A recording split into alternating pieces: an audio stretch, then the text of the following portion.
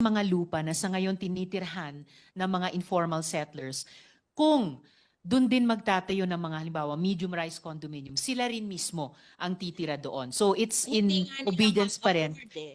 That's where this comes in, Mr. President, na Afford eh.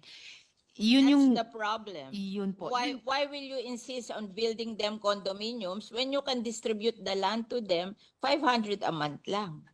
Ang babayaran nila. Why will you insist on building condominium? Dahil kikita ka do sa contractor ng condominium na may porsyento ka doon, kaya pinag-i-insist mo yung condominium.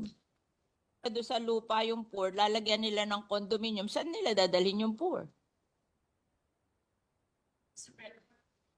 That's Mr. our Pres- experience in Las Piñas. So I'm telling the secretary what is our experience in Las Piñas.